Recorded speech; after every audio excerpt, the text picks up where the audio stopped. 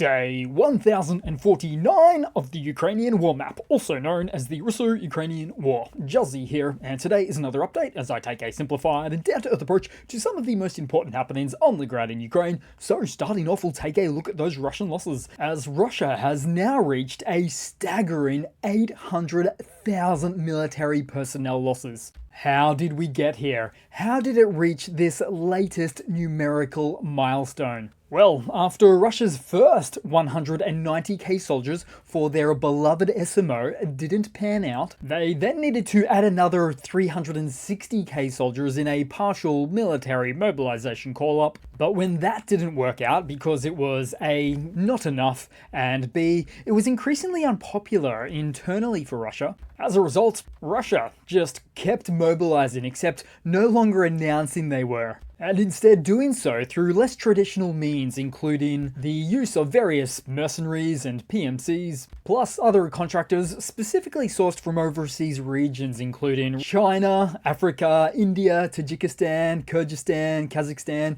Colombia, just to name a few. An odd bunch assortment of 100k there, and of course the first from North Korea as well, 12k. Added to that was Russia's homegrown volunteer contract sign-up soldier deployments, containing at least 350k.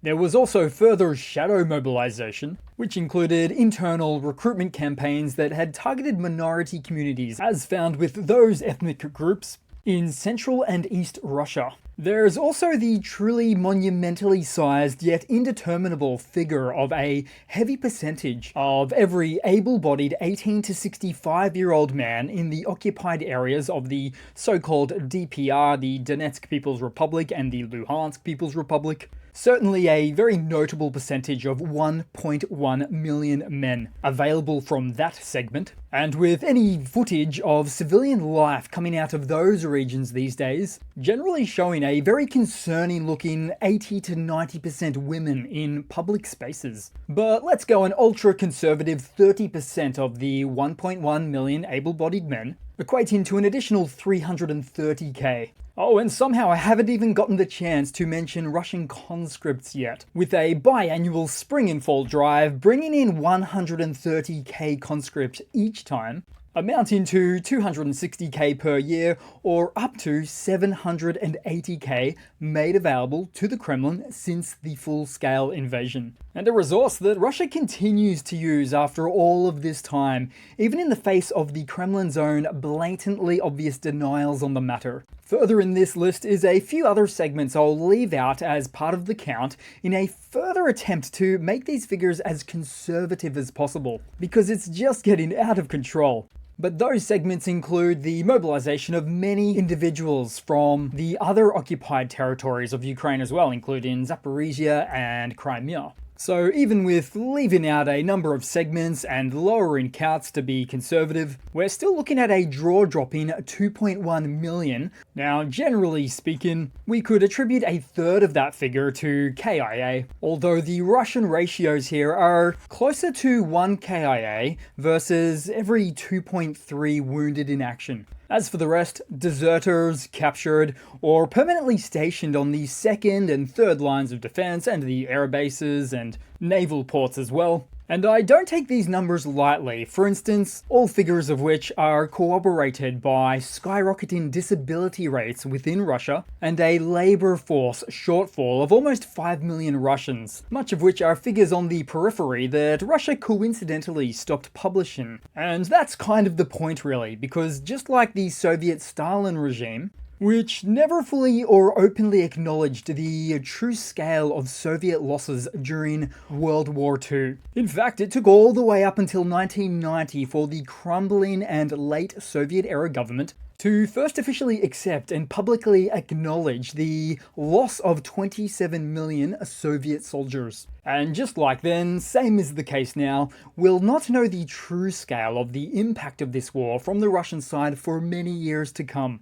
Unless, of course, there is a collapse of the current regime, where third time's the charm for Russia in about 100 years. Then to take a look at today's hardware losses, so 10 tanks, 25 APVs, 45 artillery, 2 MLRS, and a staggering 4 air defense systems, including more Pantsers, plus recorded a back-breakingly whopping 170 soft targets, which is either a record or very close to it, with December, for instance, routinely reaching around 90 to up to 140 losses of this type on any given day.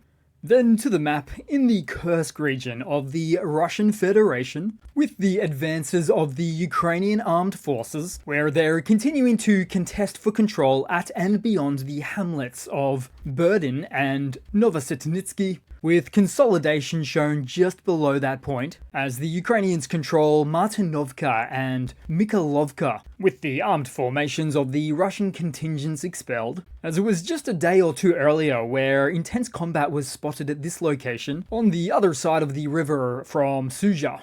There was also a lot of destruction of Russian hardware to the north and northwest, but in a bizarre twist of modern warfare, a lone Ukrainian striker APC, seemingly out of ammo, took a joyride through Russia's Kursk region, leaving disoriented Russian infantry in its wake. The driver, perhaps channeling some video game nostalgia, maneuvered like a pinball, evading Russian attacks without firing a shot.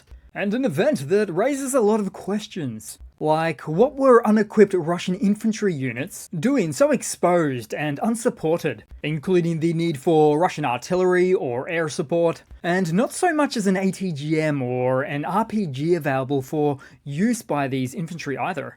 Then for the region, the AFU's General Staff summed up the results of the 5 months of the Kursk operation, listing it off to state that, for the first time in 11 years of the war, accounting for the Donbass and Crimea, that hostilities were transferred to the territory of Russia for the first time, then listing other historic firsts regarding the DPRK transferring its soldiers, and also stating that some units have lost combat capability, not the least of which is Russia's 810th, and then also summarizing to say that the total losses of the occupiers in manpower amounted to more than 38,000 soldiers, of which about 15,000 of those were KIA. And again, this is for Kursk over the past 5 months. Also stated was that Ukrainian soldiers destroyed 104 Russian tanks, 575 armored personnel carriers, 1,104 units of motor vehicles, 330 artillery systems, 12 MLRS, 12 air defense systems,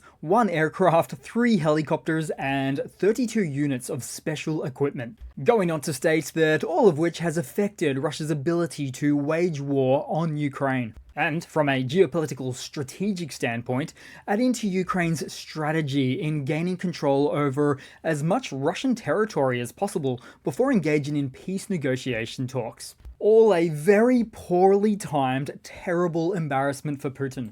Then, elsewhere in Russia, somewhere undisclosed, but just hours ago, we came across a train carrying 39 coal cars that derailed, blocking 250 meters of track. This incident, part of a troubling trend, has left authorities scrambling for the special equipment needed to clear the mess. So with trains derailing quite frequently these days inside of Russia, occurrences are becoming alarmingly routine, with many, but not all, events due to sabotage operations. Then headed to Belgorod, where Ukrainian drone strikes have hit hard in the region, knocking out power to 6 settlements. Belgorod Governor Gladkov reported the outages, mostly settlements along the two countries' borders between Vovchansk and Kupiansk, with these acts carried out to disrupt military activities in the region. Then headed down the map to the Donetsk region into Toretsk, where Russia continues its aggressive expansionist offensives in the area, with fierce battles ongoing.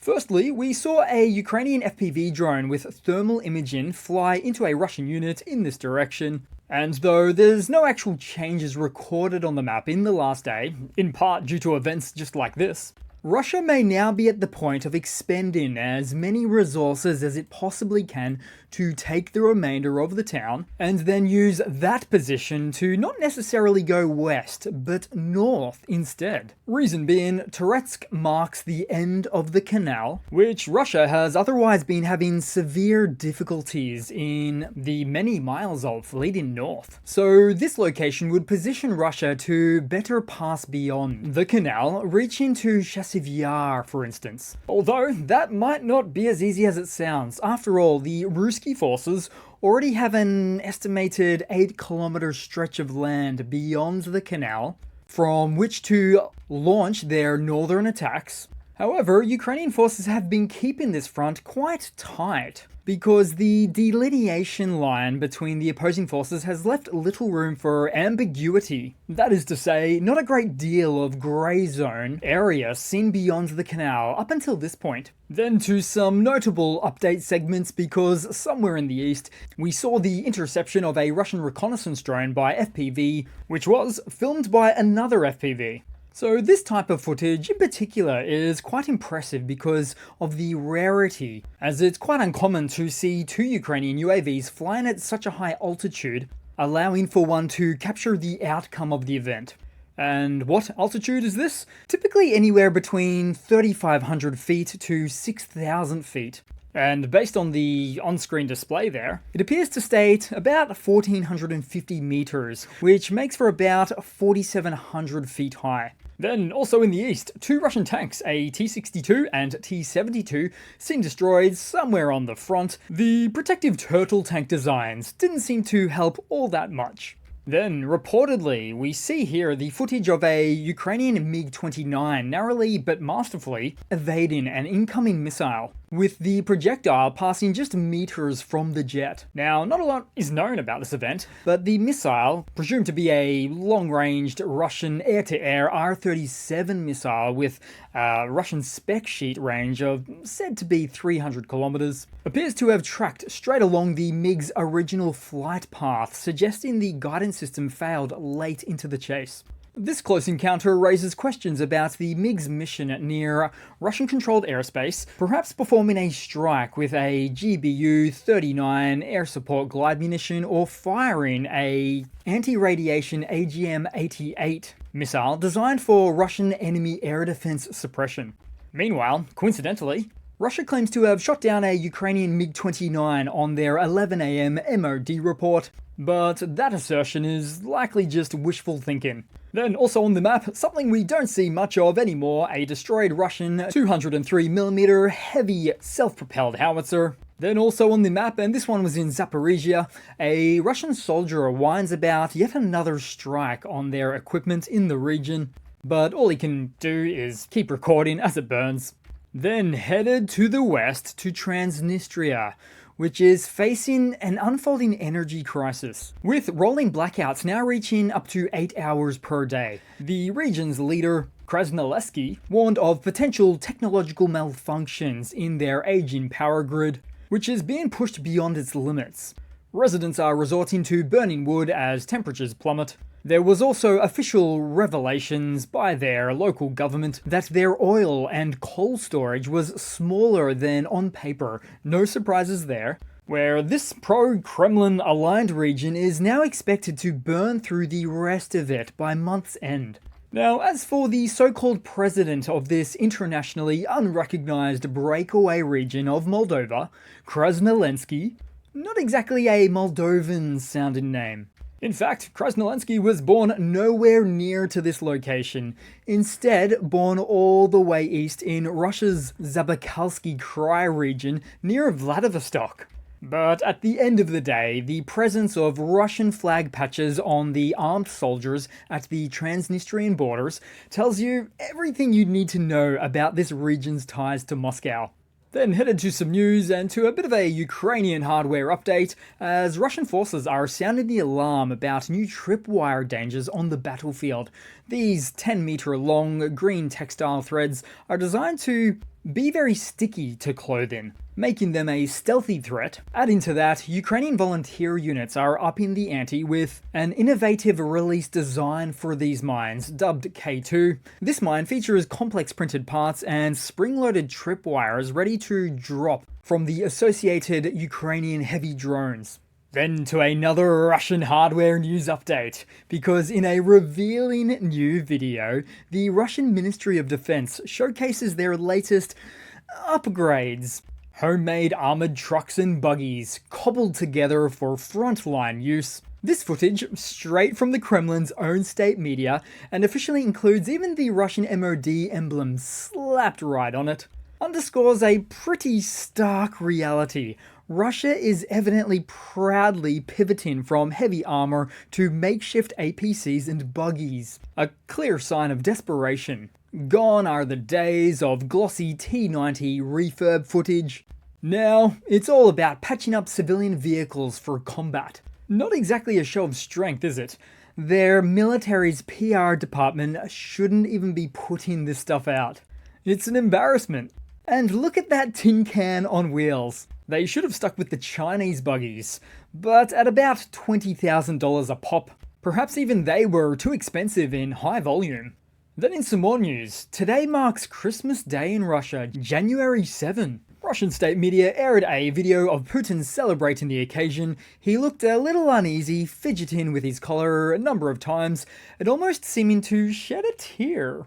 But it's all too familiar, feigning emotions, not difficult to perform, especially when living with a form of psychopathy. And in this event, possibly surrounded by all the usual suspects. Or that is to say, the usual actors, all working as a combined security effort to ensure the safety of paranoid Putin. Then headed across to a quick funny to round it all off for today, guys. So, Russian fighter jet manufacturer Sukhoi made an announcement on an upcoming 6th generation advanced stealth fighter, making mention of the advanced engineering encompassing the new project. Now, apart from the fact that they could barely get their supposedly 5th generation Su-57 fighter off the ground, building less than a squadron of mostly prototypes, and losing international contracts for their supply, mostly leading to a death sentence for that jet. But I guess none of that matters because now they're showing off the future with the next generation of Russian jet technology.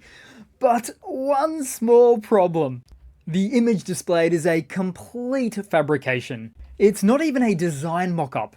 And we know this because they didn't even have the wherewithal to remove the watermark image from the AI-generated image from grok.ai. And for the fighter jet enthusiasts among you, you'll notice that this jet has not 1 or 2, but 3 jet engines. I'm guessing that's an oversight. But even worse out of all of it is that Russia needs an American AI company to simulate a threat. So pitiful. So that's it for today, guys. Thanks again for watching. Please continue to like, comment, subscribe. Thanks for the support. It really does help me out, and I do hope to see all of you guys there in the next one. Cheers.